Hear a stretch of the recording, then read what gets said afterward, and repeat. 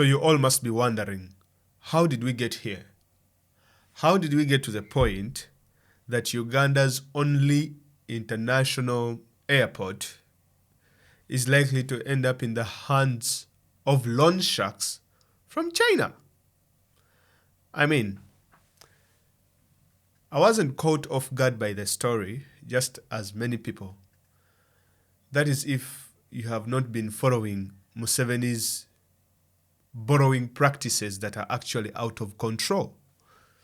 Museveni is like a borrower on steroids.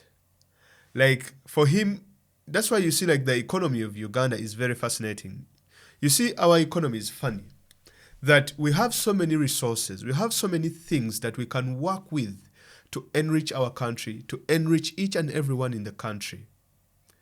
But because we have leadership or we have people in power who are lazy, who do not have any sort of plan for our nation, the only thing they mastered, the only thing they know is violence and borrowing. That's all. I think the GDP ratio to the debt to GDP ratio in Uganda today, I think it has hit something like 55%. But now, I'm not here to talk about that sort of economics. I'm here to talk about, yes, the story that we all know, the airport, the so-called Entebbe International Airport. Maybe by the time we finish this episode, it will become a military base for the Chinese, like they have been doing all over the place. Unlike other people, I won't blame the Chinese that much, because the people who negotiated these deals went into these deals knowingly. They knew what they were doing. Do not be deceived that there is anyone that didn't go into this deal without knowing what they were doing. And the fact that they put the sovereignty of Uganda online, they also knew what they were doing exactly. But what is funny is that in African countries, no one even resigns. Whereas such things that actually raise eyebrows, no one has the respect, no one has the courtesy to say that, you know what, let me stand aside, let me leave the platform for now. I really did something for something bad for my nation. Let me step aside honorably. We don't have that courage in Africa. And that's why you see we are actually backward. So what happened with the airport? Now, from my investigations and my stories that I've been listening and patching up together, trying to understand what is happening, this is it. In 2015, December, Museveni came up with plans to expand the airport. Whereas we know that the airport, of course, doesn't have too much traffic. Airlines like Etihad have left. The British Airways no longer come to Uganda because there is not enough traffic. There isn't enough business, literally. But anyway, we decided to expand the airport. Now, with expanding the airport, we had no funds. And by then, China's lending was lending on drugs. Like, you know, the loan sharks that are saying, oh, come and take. So every African country, we all lined up on the begging line, on the begging queue, or, on the begging trip to Beijing to go and pick some free money. Zambia, Edgar Lungu, Museveni, the Uhuru Kenyatta's, everyone. Now, borrowing is not bad, by the way. But the way you borrow, is your borrowing controlled, number one? Is your borrowing beneficial to your people? Is it necessary at that time? Or are you borrowing just because other people are borrowing? So China trapped us with that money and everyone is out there borrowing like nothing.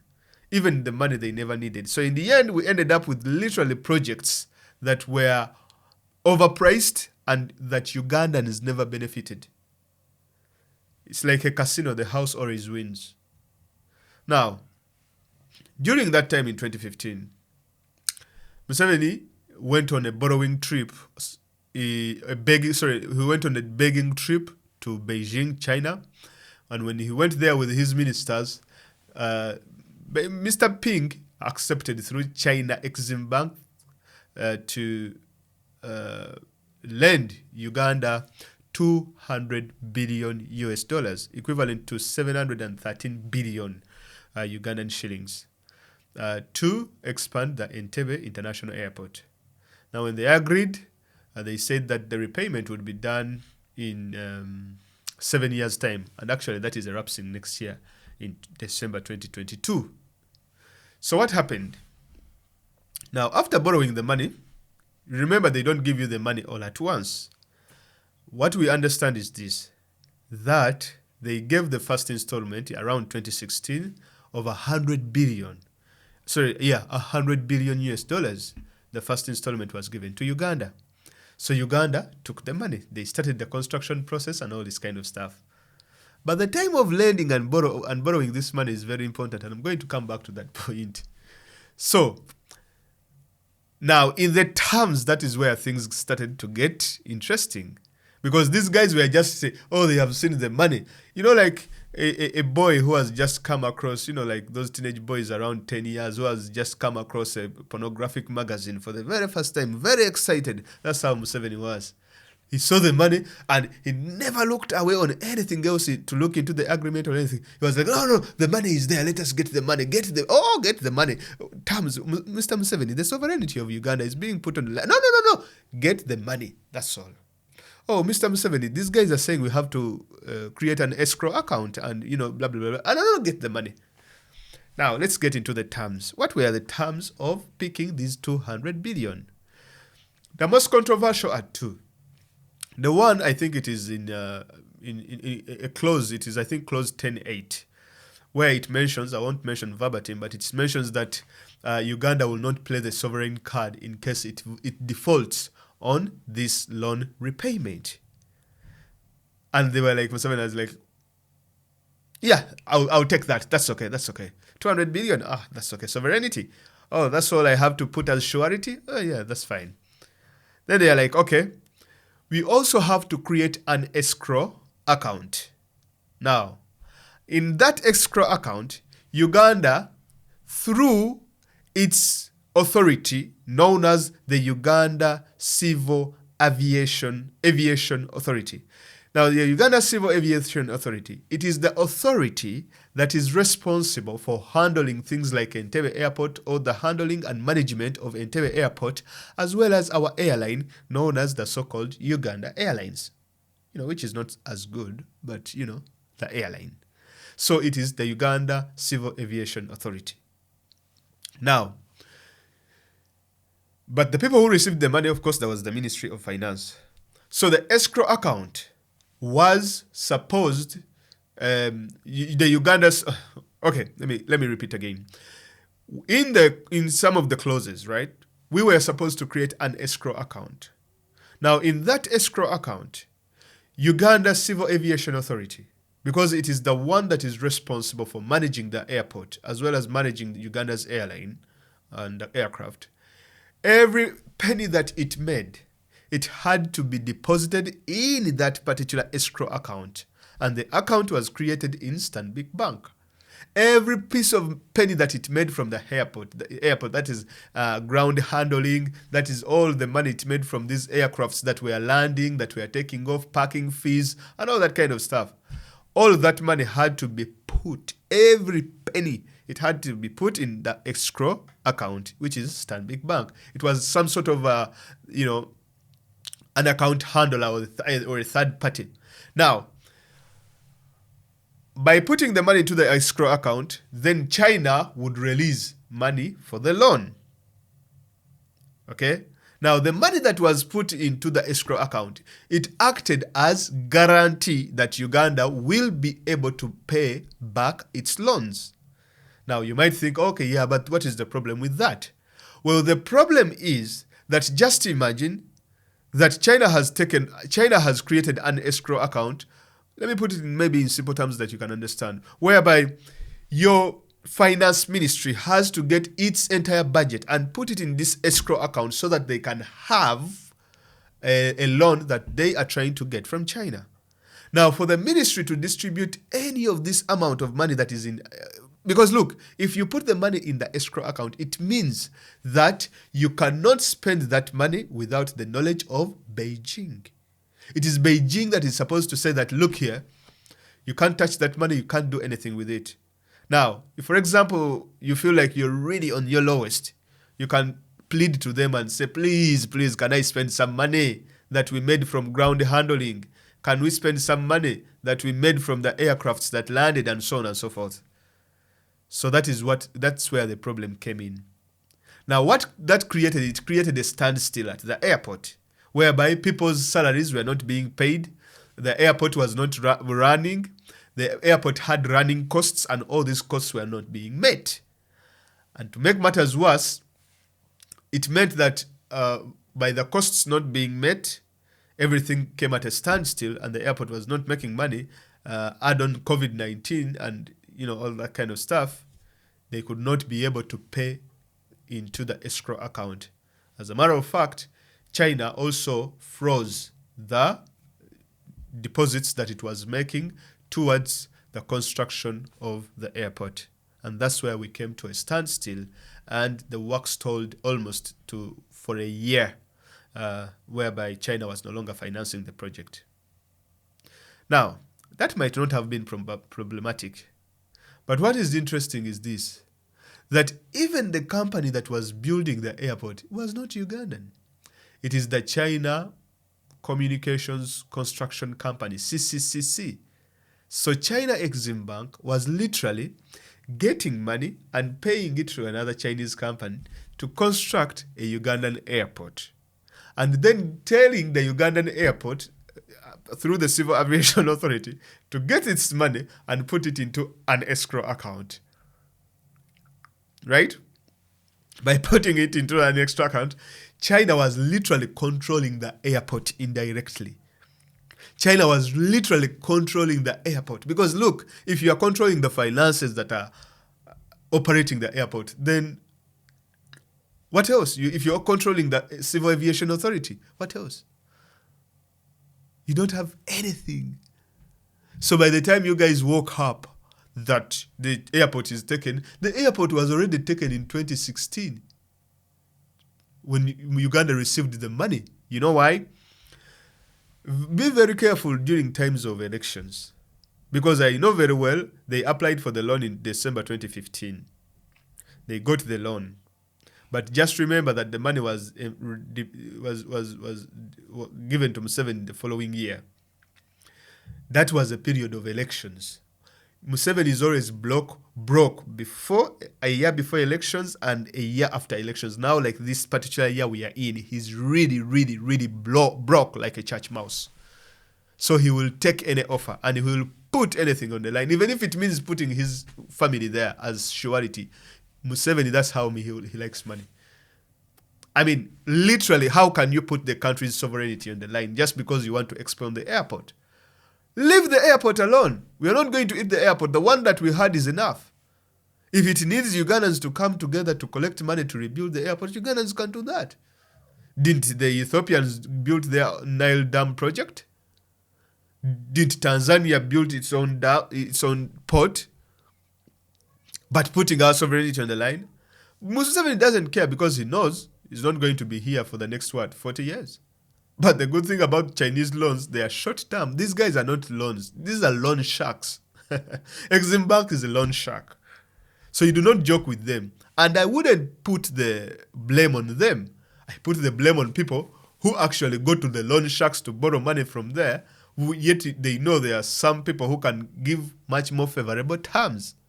Just because China doesn't question human rights, doesn't question democracy, we would rather go there, even if they take our assets, rather than going to people who will ask us about human rights, but they won't take the assets. Now, I'm not saying that you should go there as well, because there is also terms and conditions. But what I'm saying is that African countries are supposed to use people who are qualified to do these sort of negotiations. Now, putting that aside, Uganda's sovereignty is on the line. The airport has already been taken over for years, because China has already been running the Civil Aviation Authority. So if China is running the Uganda Civil Aviation Authority through its accounts, to the extent that it made it bankrupt, whereby it was even the Chinese company that was constructing the airport. We don't know what gadgets they are going to even put there to track our airport and things like that, like they did that OAU building. What are the options for Uganda? The debt repayment grace period runs out next year in December 2022. So what are the options? Number one, you can enter into a lease agreement like the Chinese or the Sri Lankan government did, where they handed over a port known as Hambantota Port, and they handed it over to Chinese for a lease for 99 years for Chinese to handle the port. Now, what's fascinating about that deal is that I think last year, or this year actually, there is a ship that docked at Hambantota Port with nuclear radioactive waste that the Chinese had brought to dump at Hambantota Port. Now, if you go into such a lease agreement, you should know that things like that are likely to happen. That they might dump some nuclear waste, or I don't know, but it can happen. Because if it happened, sorry to laugh, but if it happened in Sri Lanka, literally these guys would maybe bring nuclear waste and dump it at the airport, because the airport is not even that busy. Number one. Number two, Uganda can maybe try to collect as much money as it can from different areas, of which the resource basket for the country is literally tiny. Let me show you the resource basket for Uganda right now, where the revenue basket, how they have if this is the revenue basket for Uganda, right? How they are making money. Now, you see this? Like, that is how much Museveni has. Now, with the debt to GDP ratio being 55%, I don't know how he's literally going to pull through this. Now, the other thing, Museveni can sign off some mineral rights in terms of oil, in terms of other areas where he can offer Chinese, because that's what he's likely to do, give them rights to other areas and things like that. The other thing that they are likely to do to get out of this disaster is to allow Chinese to dump some of their products and give them contracts to construct some infrastructure or roads or that kind of stuff in order to increase the... Chinese do not forgive. They will just increase the loan period. But they do not think about even suspending or forgiving the loans. It's not going to happen. They will only increase the duration of repayment. Now, the other third thing that I can think about is that Museveni can decide to surrender the airport to the Chinese to run the airport. But if they run the airport, what is likely to happen is I think they will create a military base. They might want to create a military base on the side of the airport in order to counter the American influence in the Great Lakes as well as other regions, because the Chinese do not have a robust military base around the area. So if they have a Ugandan airport, they are likely to create a military base somewhere there in order to launch an offensive in the Congo, where they have a lot of interests in the cobalt mines that is used to make a lot of electric batteries. And you know very well that the world is moving away from oil towards electric batteries. So literally Uganda might become, the Entebbe airport might become a military base for the Chinese. Now, the other option that Uganda has is to default. You can just say, you know what, man, we're not going to repay you. The problem is if you do that, no one would like to deal with you. Everyone will just be running away. And they'll be like, that guy, well, he doesn't pay back, so we won't do any deal with him. But you can be like, no, but I defaulted with Chinese. You know, they are debt trap, blah, blah, blah, blah. No one is going to listen to that crap. They'll be like, a default is a default. You refuse to pay, you refuse to pay. We don't care whether it was Chinese, mafias, whatever, or aliens. We don't care. The fact that you have a low credit score, no one is going to give you a loan. No one is going to do business with you, and that is also going to affect your currency. Now, either way, Uganda is in a hot mess. But things are going to get hotter because the same escrow accounts are being created in the electrification industry of Uganda. When Uganda took out loans to build dams like Isimba Dam and all this kind of stuff, which are around 3 years behind the schedule, I took out loans in rural electrification and all this kind of stuff. Having such kind of accounts. And I think if the people who uncovered this, if they look much closer, they will really uncover a lot. Even the Entebbe Express Highway, one of the most expensive highways in the world, was also constructed under an escrow account, right? So what that literally means is that this is not going to pan out very well for Uganda. But it is really sad that the sovereignty of our country was used as mortgage, or it was used as surety for the country. And I don't know how many deals that Museveni has gone into by putting our sovereignty on the line, which is really, really, really sad. But what is interesting is that the international community is blaming more of the Chinese, and they are not putting Museveni so much into the picture. I would have loved to see Museveni much more into the picture rather than having the Chinese, because I've seen the Chinese, even they are fighting their own battle. They're like, please, Museveni is there laughing.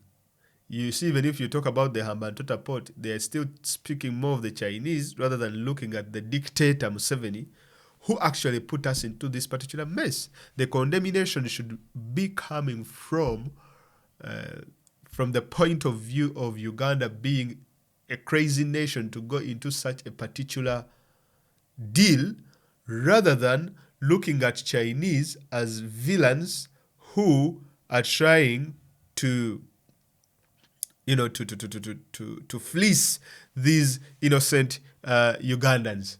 Now, if Uganda was a democratic country and maybe we were being fleeced, you could argue, against the Chinese for doing such a kind of thing. But the West has been warning and telling people debt trap and all this kind of stuff. But then if you have a dictator going into such a deal, you should be condemning the dictatorial practices. I mean, literally, this guy has been in power 35 years. And you want to tell me that he doesn't know anything about taking loans? He doesn't know what favorable terms are and what unfavorable terms are not? I think the international media should be emphasizing that and not emphasizing the issue of Chinese. And that's where they are missing the mark as well as missing the point. Now, this has been The Breakdown. My name is Maya Fazil. Thank you very much for listening. Please subscribe, leave a comment, and give the video a thumbs up so that other people can find it.